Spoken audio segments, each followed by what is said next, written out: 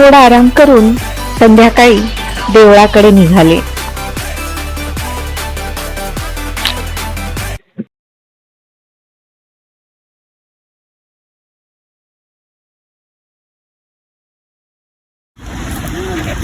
हा समुद्र खुणावतो आहे, बोलावतो आहे.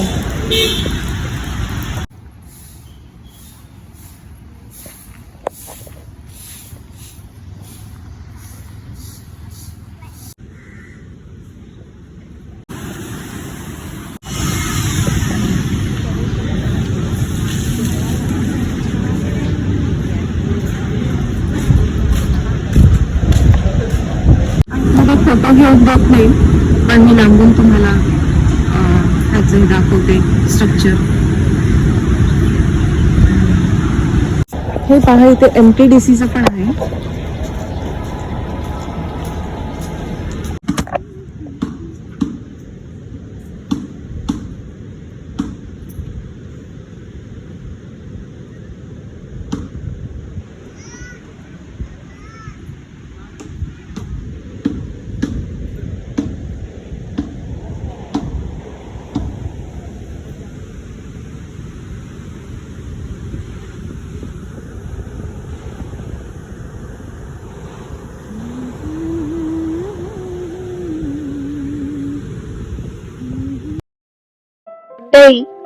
आरतीनंतर खिचडी प्रसाद इथे दिला जातो.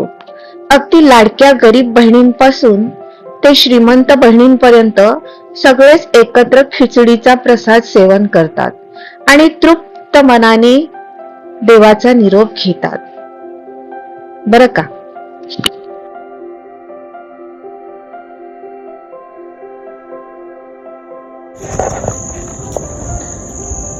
खूप छान छान असे हॉटेल्स आहेत तिथे. Konkan shoppy super market.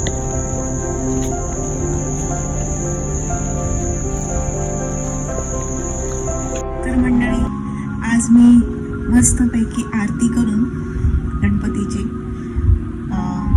महाप्रसाद खाऊन छानपैकी परत रूमवरती आले आणि फ्रेश होऊन आता झोपायची तयारी. वाजली आहेत सकाळचे 6:30. खूप सुंदर दिसत आहे इकडचं. पाऊस पडला आहे.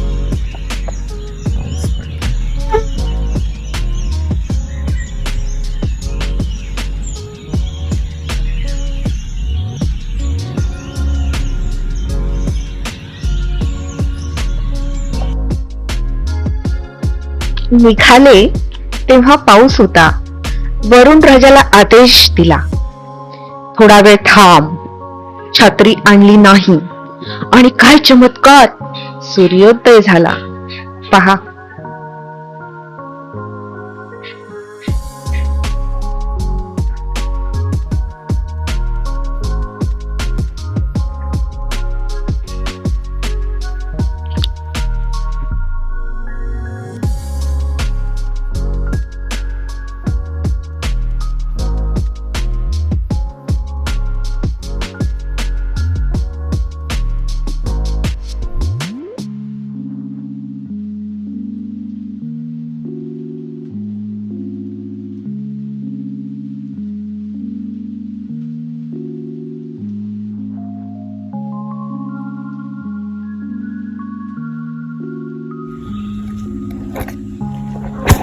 बरेचसे असे छान छान हॉटेल्स पण आहेत समुद्र किनाऱ्यावरती आणि अतिशय सुंदर आहेत. लोकेशन खूप छान आहे. पण जर तुम्हाला रेस्ट आणि देवाचं दर्शन या दोघांची सांगड घालायची असेल आणि तुमची स्वतःची गाडी असेल तर मग पाहायलाच नको. बघा, जागोजागी भाताची शेती लागली आहे, कारण आता पावसाळा आहे तर भाताची शेती आहे. खूप छान आहे इकडे, इकडचं वातावरण. आणि हे असं वन, सुपारीच्या बागा. पहाटे पहाटे आजोबा फुले खुडताहेत देवासाठी, सजावटीसाठी. किती छान सुंदर सगळं पाहायला मिळतं नाही गावच्या ठिकाणी. असं आपल्या शहरात अवचितच पाहायला मिळेल.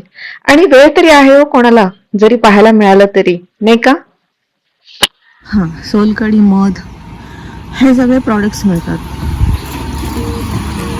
ऑर्डरप्रमाणे उकडीचे मोदक हे फक्त मला वाटते गणपतीमध्येच मिळत असतील कदाचित. गणपतीमध्येच मिळतात का ऑर्डरप्रमाणे उकडीचे मोदक? केव्हा पण मिळतात का सतत? अच्छा, कसे ते? 25ला एक.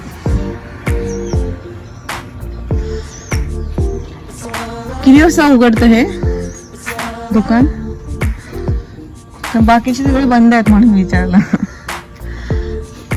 ठीक आहे, येताना येऊ.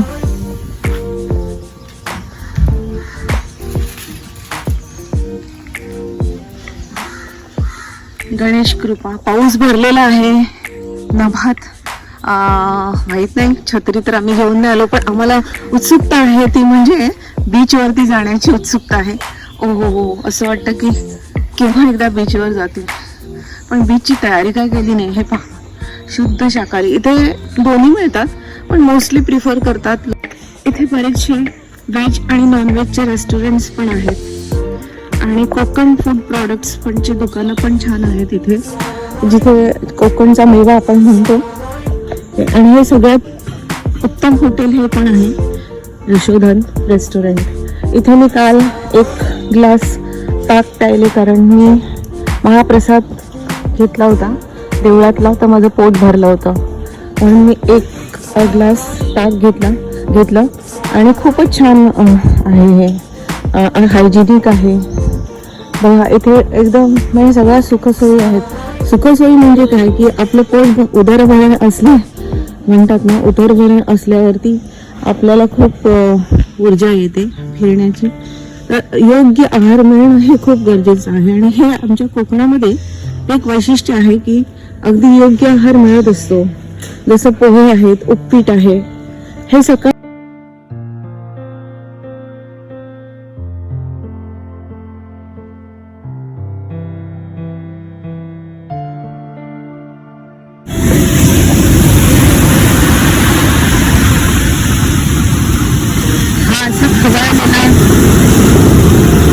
पण प्रेमाने खवळलेला समुद्र. पायाला स्पर्श करून जाणाऱ्या त्याच लाटा असतात ज्या मोठ्या बोटी बुडवण्याचं सामर्थ्य ठेवतात.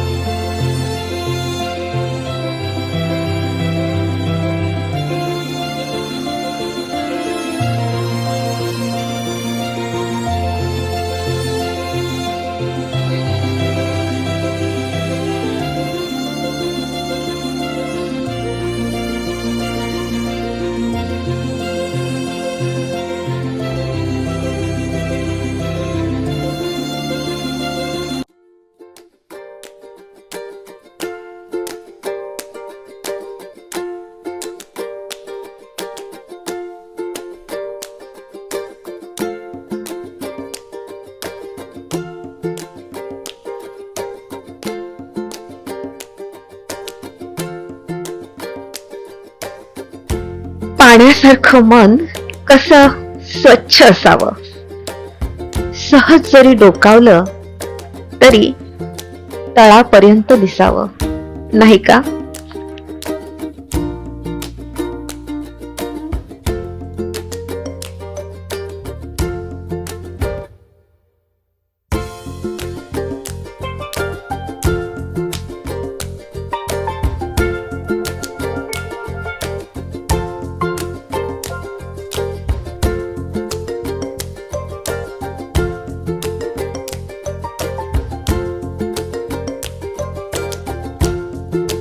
पलीकडे जाण्याची खूप इच्छा होती, पण लाटांचा ओघ पाहून मन आवरते घेतले.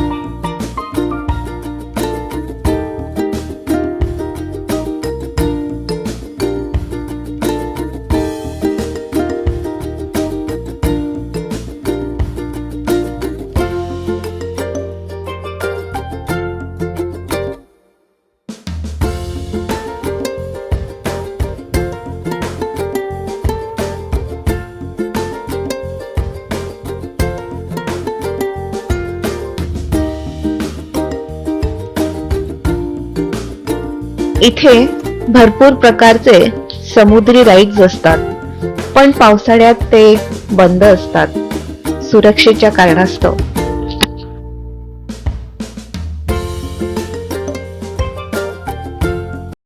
तर मंडळी, बीच वरून निघताच चालतच भेट दिली 20 मिनिटांच्या अंतरावर असलेल्या 500 वर्षांपूर्वीची जीवनशैली मूर्त्यांच्या आधारावर रेखून दर्शवलेल्या प्राचीन कोकण म्युझियमला.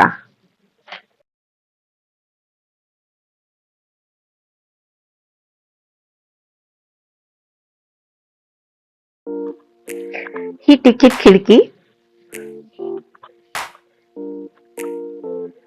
इथे आपल्याला माहिती देणारी एक व्यक्ती बसली आहे, पण तत्पूर्वी मी आपल्याला आसपासचं स्थान दाखवते. हे स्थान निसर्गाच्या सान्निध्यात वसले आहे. या संग्रहालयात विविध प्राण्यांचे शिल्प दिसतील. मंडळी, अगदी जंगलात आल्याचा भास होईल, अगदी खऱ्या जंगलात. खरोखर खूपच छान. अजून मी एंट्री केली नाहीये, पण एंट्री करायच्याच आधी त्याची अनुभूती आली आहे मला. येथे 150 वेगवेगळ्या प्रकारची झाडे आपल्याला दिसतील. त्यात बहावा म्हणजेच गोल्डन शॉवर ट्री, चिरोंजी, हिंदीमध्ये चिरोंजी, मराठीत चारोळी, चंदन, या न त्या अशा अनेक प्रकारची झाडे आपल्याला दिसतील. तर आपल्याला माहिती इथून कळते की आपण कसं बुकिंग. प्रत्येकी 50 रुपये तिकीट आहे. 3 वर्षापासून सर्वांना सेम तिकीट आहे. तुम्ही तुमच्या मोबाईल किंवा कॅमेराने फोटो काढणार असाल तर त्याचं 50 रुपये चार्ज आहे. अच्छा. आतमध्ये 500 वर्षापूर्वीचं कोकणी खेळ कसं होतं ते स्टॅच्यू स्वरूपात तयार केलंय आणि शंख प्रदर्शन आहे. सर्व माहिती सांगायला गाईड असतो. गाईड कंपल्सरी आहे. ग्रुप जॉईन करून गाईड दिला जातो. त्यासाठी 10 मिनिटं थांबावं लागतं. आतमध्ये 3.5 एकरचा परिसर आहे. फिरायला पाऊण ते 1 तास जातो. अच्छा.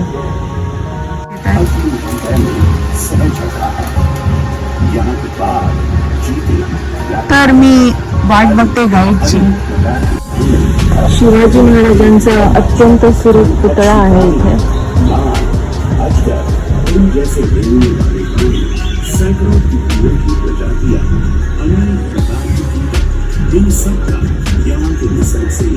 प्रत्येकाच्या जन्म नक्षत्रानुसार तिथे बोर्ड आहे. तिथे तुम्ही एक्झिट करताना बघू शकता. अच्छा.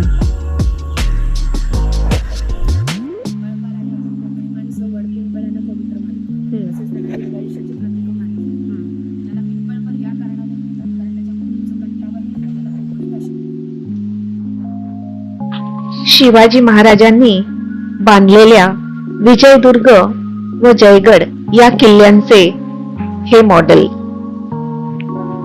अत्यंत सुंदर.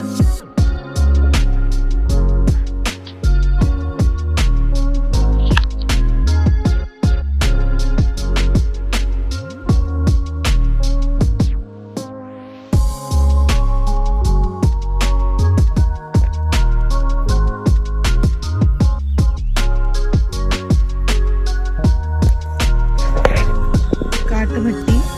जे खैराचे झाड हे तोडले जातील.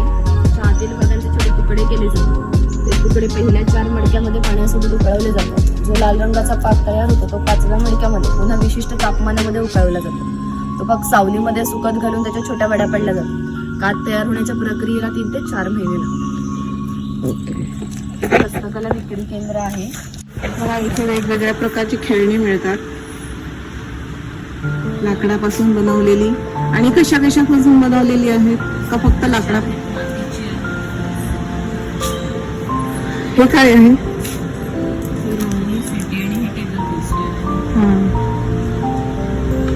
लहान मुलांसाठी उपयुक्त पण आहेत, सगळी खेळणी आहेत सुंदर सुंदर. हे काय? हे असंच हे दिव्याचं हे तुळशी पाशी ठेवू शकतो आपण. पाठीमागून तेल ओतायचं आणि समोरून समईची वात लावायची.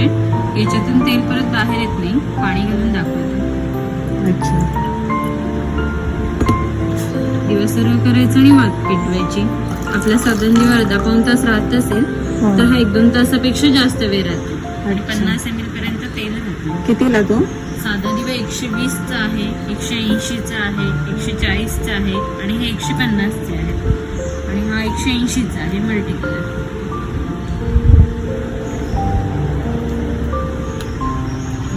बरंच काय काय आहे इथे. इव्हन हँगिंग्स पण आहेत जे पूर्वीच्या काळी सगळे वापरत होते. सूप, पाटा, वरवंटा, उखळ, जात, त्याने सगळ्यांनी बनवलेले हे हँगिंग्स आहे.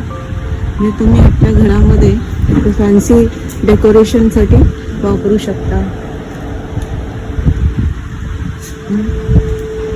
पर्सेस आहेत, ही खेळणी आहे. तुम्ही मध दाखवाल मला? मध म्हणजे इकडचं प्रॉपर हे आहे ना? जंगली मध आहे, छोट्या मधमाशांचं आहे. त्याच्यात गुळ किंवा साखर मिक्स नाहीये. तेच म्हणजे मला नॅचरल एकदम. औषधासाठी वापरला जातो. तुमचा यूज अँड थ्रोचा आहे. अच्छा.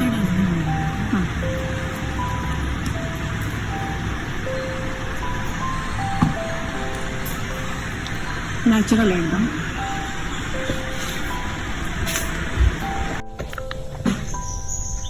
वाणी,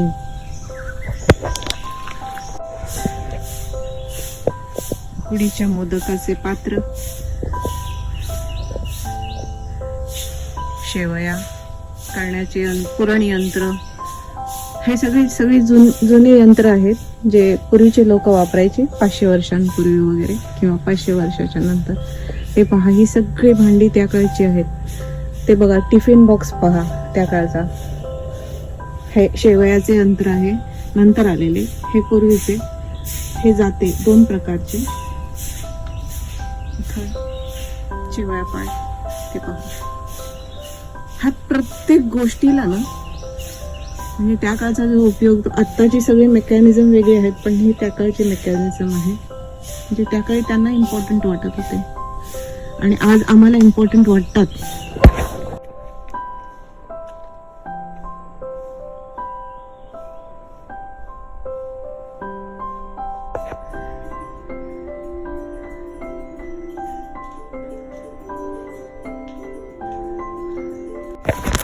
बोला. सोनार आहे. सोनार गावातील महत्वाचा घटक होता. गावातील महिलांना तसेच विविध देवतांना लागणारे दागिने बनवून देण्याचे काम सोनार करीत असे. याच्या अप्रतिम कलाकुसरीमुळे याच्या दागिन्यांना जगभर मागणी होती. शिमगा, नवरात्र आणि अन्य वेळेला ग्रामदेवतेला दागिने घालण्याचा मान हा सोनाराचा असे.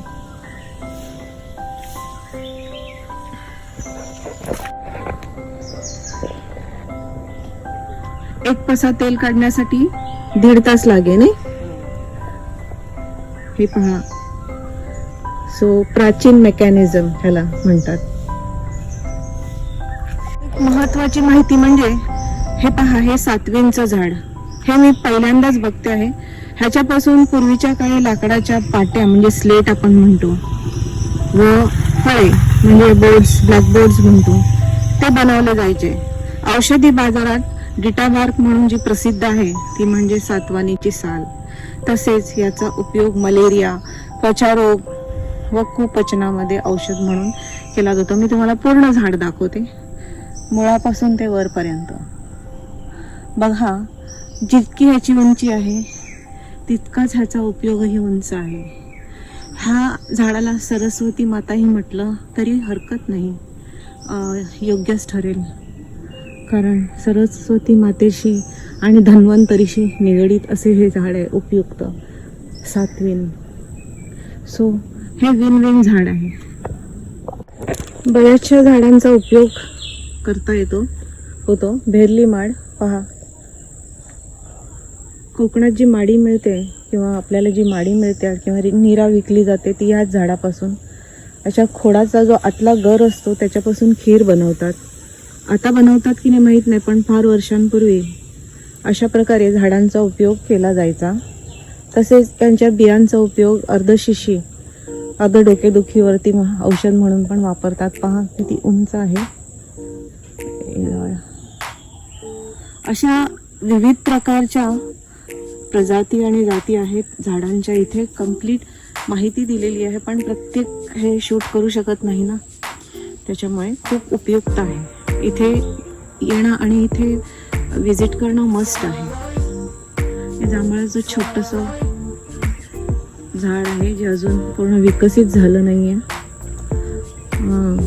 बकुळ आहे, बरीचशी झाडं आहेत तिथे सगळे. आणि स्पाइस गार्डनचं तर मी केलंच नाही आहे, कारण ते करायला लागलं तर व्हिडिओ खूप मोठा होणार. ह्या झाडापासून वॉर्निश बनवतात. वॉर्निश आपल्याला माहितीच आहे, आपले फर्निचर चमकवण्यासाठी आपण उपयोग करतो की नाही वॉर्निश, ते ह्या झाडापासून तयार केले जाते. आता झाडाच्या कुठल्या भागापासून, तर ते बियांपासून.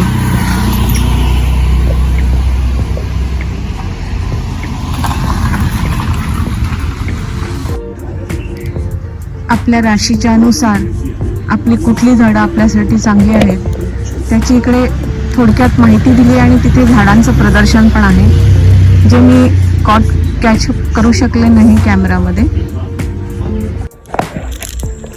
ही गावसीमा आहे. आम्ही कोकणी माणसं फार श्रद्धाळू आहोत. जेव्हा आम्ही गावाबाहेर जातो तेव्हा गावसीमेवर जो देव आहे त्याला आम्ही राखणदार म्हणतो.